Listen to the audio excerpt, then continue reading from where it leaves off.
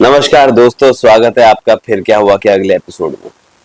और ये है एक हॉरर स्टोरी जो कि आई है इंडिया की सबसे one of the most haunted जगह यानी कि भानगढ़ से। एक मेरे फ्रेंड है, उनके फ्रेंड के साथ ये घटना घटी थी। थोड़ी बहुत चीजें चेंज की गई हैं, क्योंकि होता क्या है ना, जब हम एक इंसान दूसरे से कुछ बोलता है, दूसरा तीसरे से कुछ बोलता है, तो उसमें एड ऑन्स तो होते हैं। तो इसी चक्कर में कुछ चीजें बदली हैं, लेकिन फिर भी मैंने कोशिश की है कि मैं स्टोरी पॉइंट टू पॉइंट रखूं और जो जो उन्होंने एक्सपीरियंस किया उसको थोड़ा सा एनिमेटेड वे में एआई का यूज करके मैंने कुछ इमेजेस जनरेट की हैं जो कि उन लोगों ने बताया कि काफी रिजेंबल करती हैं उस चीज से। तो ये फिलहाल ये स्टोरी आप सुनिए एंड आई होप कि आप लोगों को बहुत अच्छा लगेगा। रात के टाइम पे स्पेशली अगर ये स्टोरी सुनेंगे तो यू विल लव इट। और वैसे भी horror stories are always good for night. तो बिना कोई देरी करते हुए चलिए शुरू करते हैं, लेकिन उससे पहले कि मैं स्टोरी शुरू करूं, ये जो लाइक बटन है अगर आपको वीडियो पसंद आए तो जरूर कर दें, कमेंट करें स्टोरी कैसी लगी, शेयर करें दोस्तों तक, कजिन्स तक जो हॉरर स्टोरी सुनना चाहते हैं, और सब्सक्राइब जरूर करें। मुझे सब्सक्राइबर की जरूरत है। सब्सक्राइब करता ना जब आप, तो हमें एक मोटिवेशन मिलता है कि मैं इस तरह की और कहानियां लेके आऊं, कुछ कहानियों को मैं जनरेट करूं, कुछ ऐड करूं। कभी कभी ये होता है कि मुझे बहुत छोटी स्टोरीज मिलती हैं तो उसमें मैं कुछ चीजें ऐड करता हूं ताकि आप लोगों को और इंटरेस्ट आए सुनने में, आप लोगों को और मजा आए। तो जरूर सब्सक्राइब कीजिए, उससे हमें मोटिवेशन मिलता है। और एक बेल नोटिफिकेशन है, उसको ऑन करना मत भूलिए। चलिए बिना कोई देरी किए शुरू करते हैं। ये एक चार दोस्तों की टोली अंधेरी रात में घूमने निकली थी, जिसमें पहला था विक्रम, जो कि ग्रुप का सबसे हिम्मती लड़का, हमेशा सच्चाई की खोज में रहता था। आयशा, विक्की की दोस्त, जो इतिहास और पुराने किस्से कहानियों में गहराई रुचि रखती थी। सन्नी, फोटोग्राफर और सोशल मीडिया शौकीन, हर चीज की फोटो खींचना चाहता था। चौथी थी पूजा, सबसे प्रैक्टिकल, लेकिन चीजों को आसानी से इग्नोर नहीं कर पाती। जगह थी भानगढ़ का किला, राजस्थान। यह वही किला है जो भारत का सबसे बदनाम भूतहा किला है। सुबह से पहले ही और सूरज ढलने के बाद यहाँ आना मना है। ये चारों दोस्त विक्रम, आयशा, सन्नी और पूजा राजस्थान के भानगढ़ फोर्ट के पास अपनी पुरानी जीप में थे। रात के 11:30 बज चुके थे। बाहर खूब अंधेरा था और मौसम अचानक से ठंडा हो चुका था। पूजा ने अपनी टॉर्च की रोशनी एक बोर्ड पर डाली जिस पर लिखा था,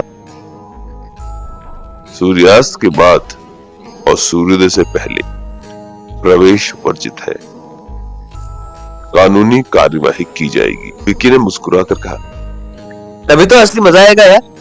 हम भानगढ़ की वो रात देखेंगे जिसे देखने की कोई हिम्मत नहीं करता।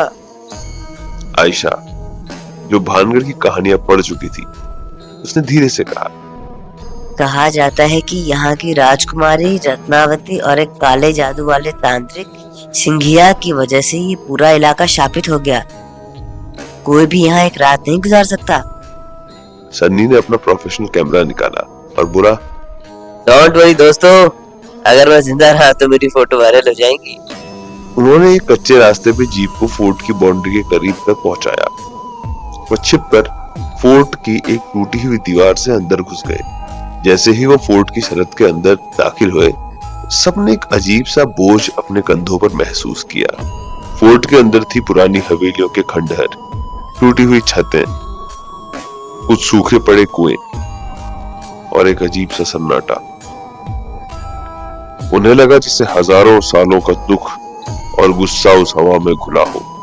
अब वो लोग फोर्ट के सबसे पुराने मंदिर की तरफ बढ़े, इसके बारे में कहा जाता है कि तांत्रिक सिंघिया इसी जगह से काला जादू करता था। जैसे ही वो मंदिर के करीब पहुंचे, सन्नी ने एक फोटो क्लिक की।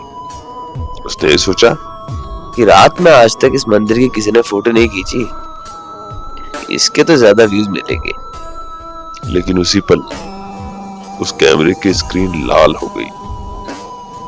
एक तेज अजीब सी आवाज उसके कैमरे से आने लगी और अचानक से उसका कांच टूट गया, जिसको हम व्यू फाइंडर कहते हैं। सन्नी घबराहट में बोला, अरे अरे कैमरा खराब हो गया। तभी उन्होंने अचानक से एक अजीब सी खुशबू महसूस की, कोई ऐसी खुशबू जो बहुत प्योर हो, बहुत शुद्ध हो, लेकिन बहुत पुरानी भी लग रही थी। आयशा ने रुक करके हवा को सूंघा और कहा, ये खुशबू, ये तो उसी राजकुमारी रत्नावती के पसंदीदा इत्र की जैसी है जिसकी कहानी मैं पढ़ रही थी। ये मोगरे की खुशबू है जिसमें जसवंती का भी इत्र है। विक्की ने अपनी टॉर्च इधर उधर घुमाई। दीवार पर जहां पहले सिर्फ काई थी, वहां पर अब पान के दाग जैसा कुछ गहरा निशान था, जैसे किसी खून का टीका हो। अचानक पूजा के कान के पास एक आवाज आई, यहाँ क्या कर रहे हो? तुम मेरे शिकार हो। पूजा चीख करके पीछे हट गई और बोली, कोई मेरे पास खड़ा था। विक्की ने हिम्मत करके कहा, पूजा शांत हो जाओ, ये सब मन का वहम है और कुछ नहीं। फिर सबका ध्यान दरवाजे के पास मिट्टी पर गया, जहां पूजा कह रही थी कि कोई खड़ा है। और पूजा जहां खड़ी थी उससे 2 कदम पीछे छोटे गोल जले हुए निशान थे, जैसे किसी ने तेज गर्म चीज से मिट्टी को छुआ हो। अब वो लोग घबरा गए और मंदिर की छतरियों की तरफ दौड़ने लगे। वहां उन्हें तांत्रिक की गुफा मिली।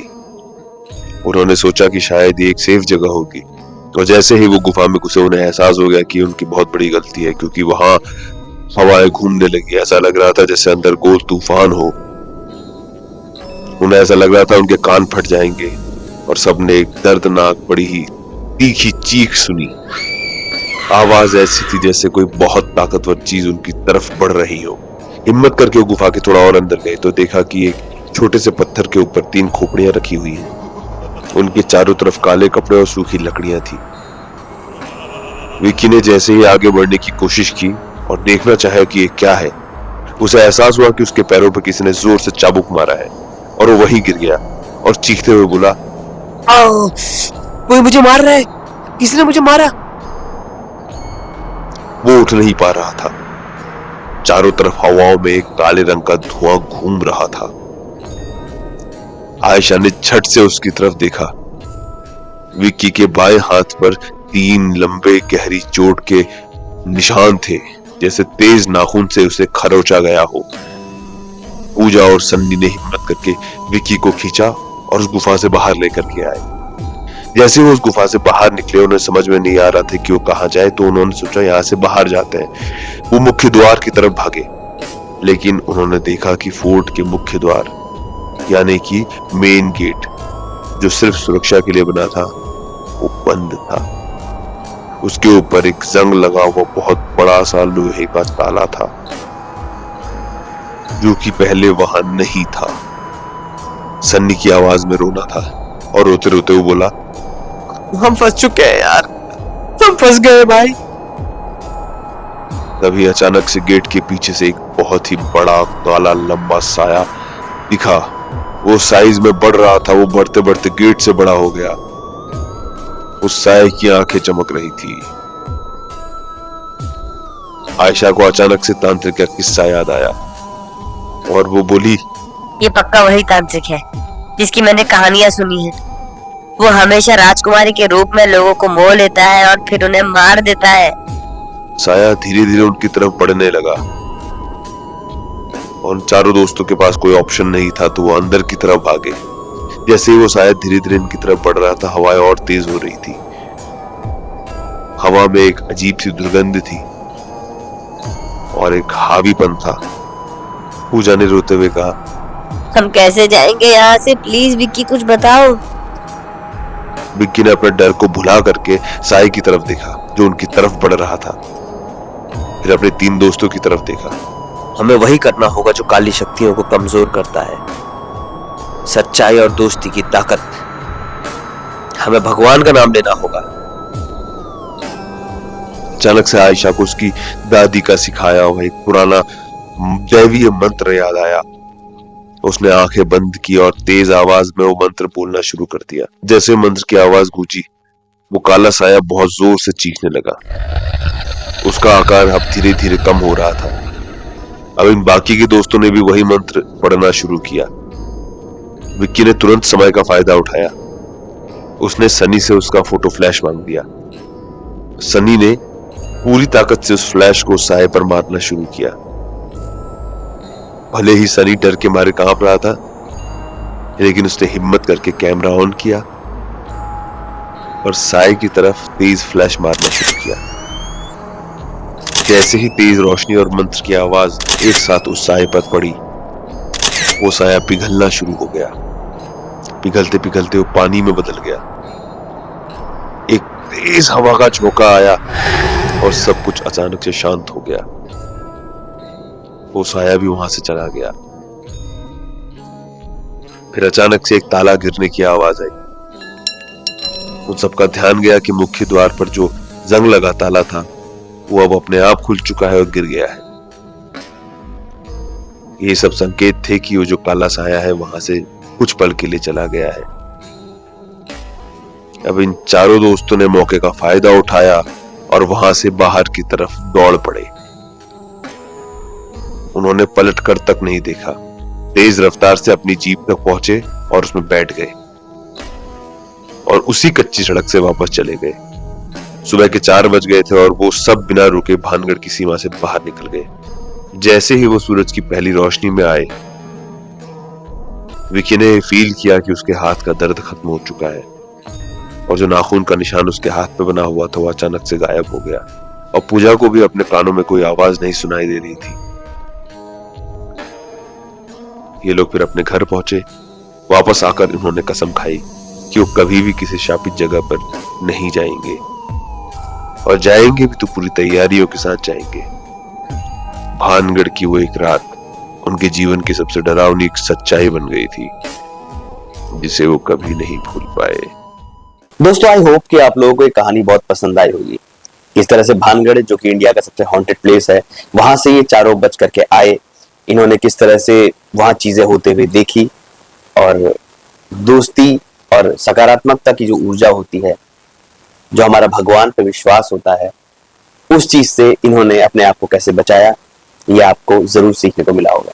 सो आई होप कि आपको स्टोरी पसंद आई होगी और आप जल्दी से लाइक कर दीजिए, कमेंट कीजिए आपको स्टोरी कैसी लगी। आपका कोई सवाल है, आपकी कोई ऐसी स्टोरी है तो प्लीज मुझे भेजिए मेरे नंबर पे, जो कि आपको डिस्क्रिप्शन बॉक्स में मिल जाएगा और मैं वीडियो में भी डाल दूंगा। और इसको सब्सक्राइब जरूर कीजिए हमारे चैनल को, हमारी कम्युनिटी का हिस्सा बनिए। और ये स्टोरीज बहुत बहुत इंटरेस्टिंग है, बहुत अच्छी अच्छी स्टोरीज है। मैं क्राइम स्टोरीज भी लेके आता हूँ। पॉडकास्ट बहुत दिनों से प्लान कर रहा हूँ लेकिन हो नहीं पा रहा, लेकिन बहुत जल्दी मैं एक पॉडकास्ट लेके आने वाला हूँ। So stay tuned. तब तक के लिए जय Shri Ram. Thank you so much.